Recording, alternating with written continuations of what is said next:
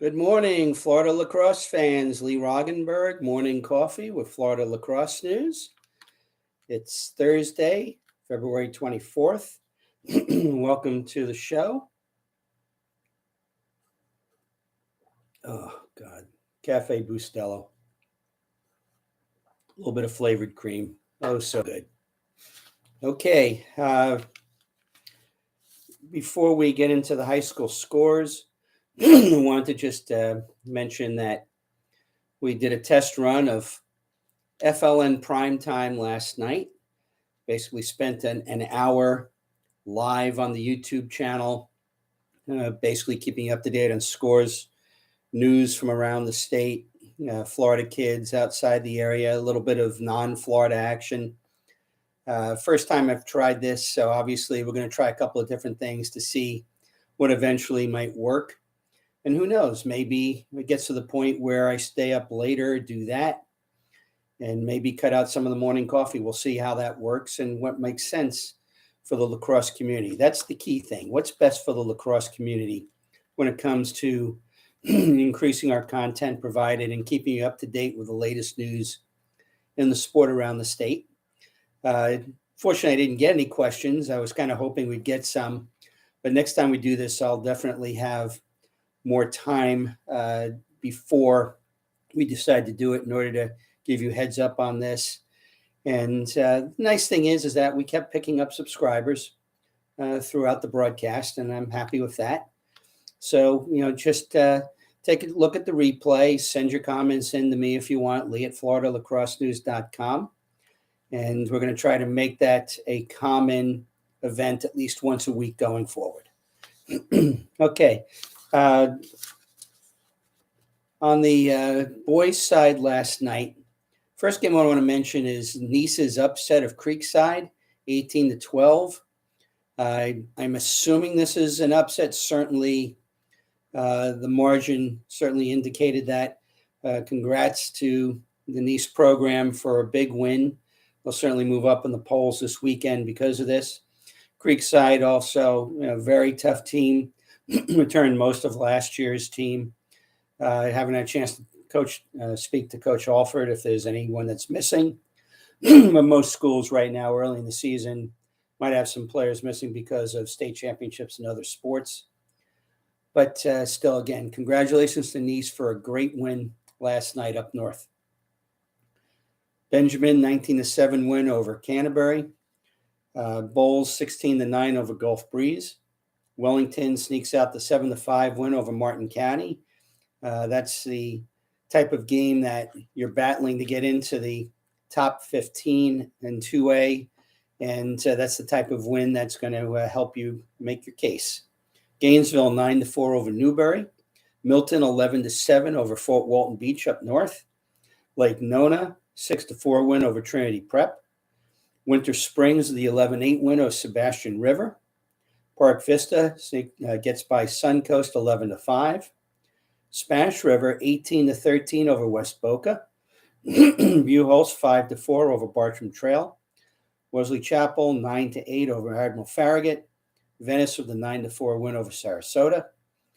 And in overtime, I think at least double overtime, American Heritage Del Rey, 7-6 over Boca Raton in a district matchup with seeding implications. Easy winners last night, Leon, Jensen Beach, which is off to a nice start this year. Osceola, Riverview, Sarasota, Venice, Mandarin, Niceville, Boone, and Winter Park. On the girls' side last night, Boone with a 9-6 win over Apopka. Pasco, 17-10 over Wesley Chapel. Mandarin, 12-8 over Stanton. Colonial, 5-3 over Wakiva. Forest, 11-3 over Gainesville. We have Palm Beach Central, 12-6 over Jupiter. Palm Beach Central looking like it's repeating last year's nice season. Freedom, 6-5 over Bloomingdale. Western, 14-7 over Cooper City. And the biggest game of the night on the women's side into a top 5 or 6 matchup. Haggerty holds on for the 7-6 win over Vero Beach. Congrats to the Haggerty girls. That's a great win. Looking to see if they can sort of build on that, and we'll see how it plays as the season goes on.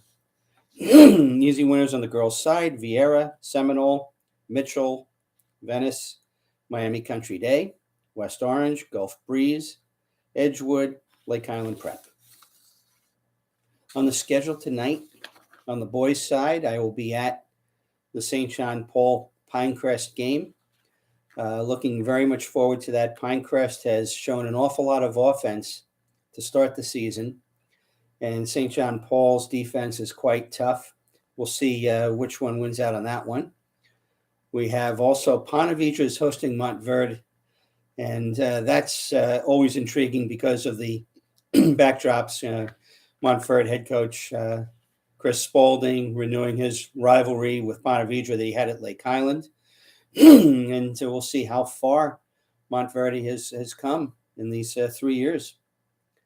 We've got Wharton hosting Newsom, Matanzas hosting Seminole, Wiregrass Ranch hosts Sun Lake, Cypress Creek is hosting Bartow, Haggerty is hosting Oviedo, Episcopal Jacksonville hosts Menendez, and West Orange is hosting Celebration. On the girls' side, we've got Key West hosts Coral Shores.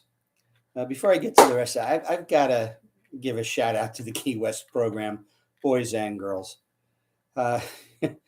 When your closest game is like an hour and a half away, and your district is probably got a couple of teams that are maybe 2.5 hours away, the dedication that the kids, the parents, and the coaches put into playing lacrosse at Key West is remarkable.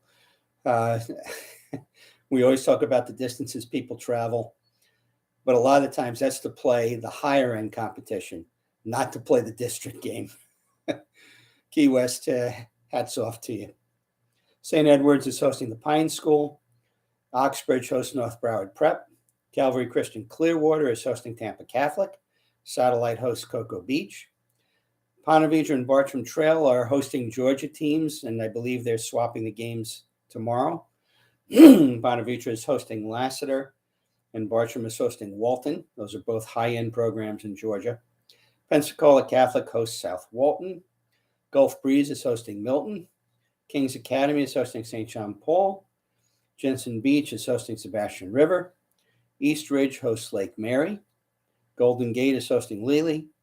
Academy of the Holy Names is hosting Plant. That certainly is an interesting 1A, 2A matchup. We'll see how that goes. Pinecrest is hosting Benjamin. Boca Raton is hosting Spanish River.